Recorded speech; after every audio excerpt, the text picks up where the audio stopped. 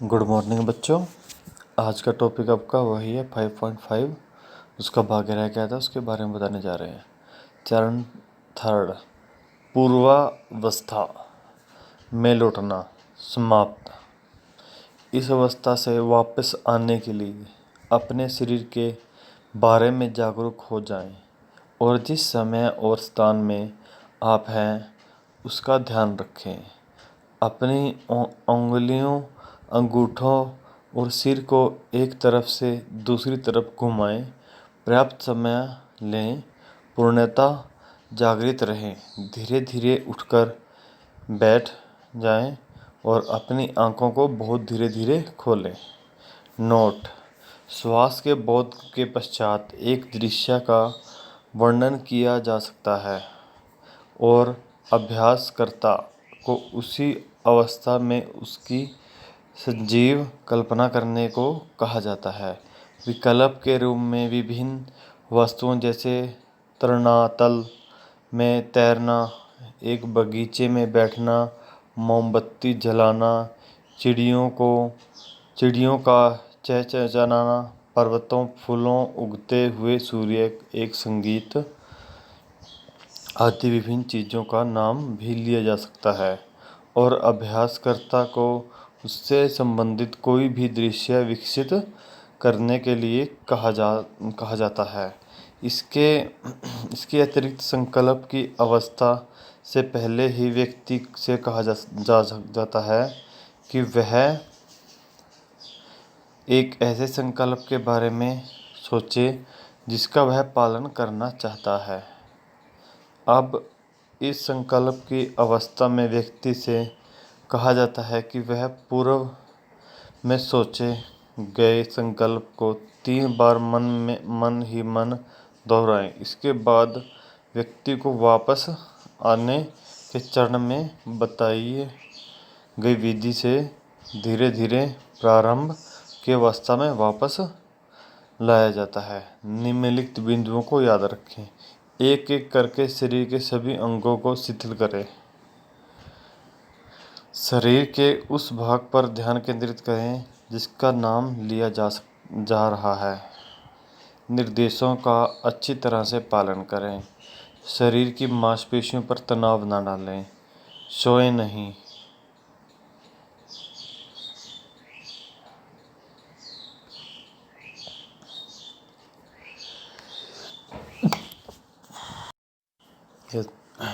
जैसे कि आपको बताया गया इसमें पूर्वावस्था में लौटना मतलब कि जिस अवस्था में आप हैं उस अवस्था में आप वहीं अपने जहाँ का स्थान है उसको स्थान को अच्छी तरह से देखें और अपनी उंगलियां, अंगूठों, सिर को एक तरफ ले जाएं, मतलब अपनी आइज़ बंद करके, और अपना पेट, उसको अंदर बाहर सांस, जो श्वास आप छोड़ते हैं चरण नंबर 2 में बताया गया इसमें अपने श्वास पर केंद्रित, अपना श्वास है जो उस पर ध्यान लगाएं, केंद्रित करें कि कैसे हम सांस ले रहे हैं। अपनी नाक, जो अपना नाक है उसको महसूस करें कि कितनी बार हम उसको छोड़ रहे हैं, कितनी बार उसको ले रहे हैं। उसके बाद हमारा पेट है कि हमारा पेट अंदर कैसे कब जा रहा है, बाहर कब आ रहा है, मतलब अपने सारे के ऊपर ध्यान दें बिल्कुल शांत भाव में बैठकर। इस प्रकार की इसमें एक्टिविटी बताई गई है। और आगे है हमारा ये योग निद्रा के लाभ। अब योग निद्रा के अभ्यास करने के कई लाभ हैं जो इस प्रकार है। तनाव को कम करता है भैया ये। ज़्यादातर लोग तनाव तथा निराशा की स्थिति में रहते हैं। शरीर तथा मन में लगातार रहने वाली अवसाद की स्थिति शरीर को कई प्रकार के मानसिक तथा मनोदैहिक विकारों की ओर ले जाती है। आधुनिक मनोवैज्ञानिक तथा यौगिक दर्शन 3 प्रकार के तनावों में विश्वास करता है: मांसपेशियों में तनाव, भावनात्मक तनाव और तथा मानसिक तनाव। इन 3 तनावों को योग निद्रा के नियमित अभ्यास से दूर किया जा सकता है। मन को प्रशिक्षित करना। योग निद्रा के प्रत्येक सत्र में लिया गया संकल्प मन को शांत करने का सबसे बढ़िया ढंग है। संकल्प को अवतेजन मन में लिया जाता है। जब मन शांत तथा ग्रहणशील होता है, संकल्प से मन को साधने में सहायता मिलती है। क्योंकि इसे तब मन में बोया जाता है जब मन शांत होता है तथा विचारों को स्वीकार करने के लिए तैयार होता है। सबसे ज़रूरी बात यह है कि संकल्प को पूरी दृढ़ता तथा भावनाओं के साथ लिया जाना चाहिए।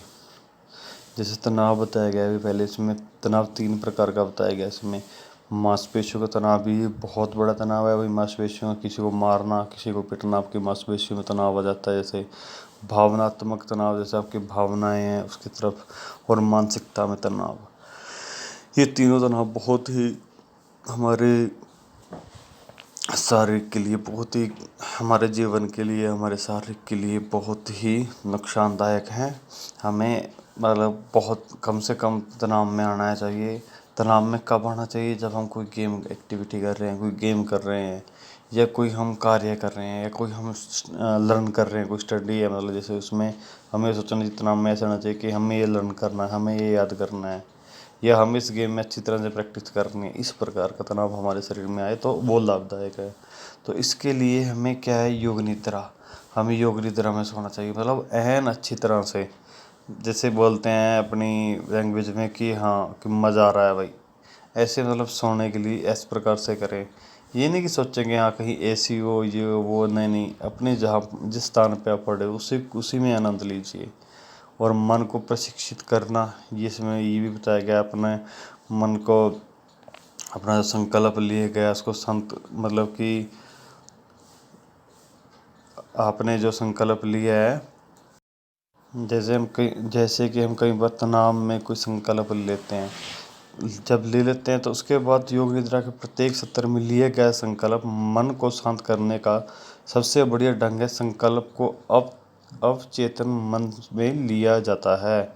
जब मन हमारा शांत होता है, ग्रहणशील होता है, मतलब कि संकल्प से मन को साधने में सहायता मिलती है।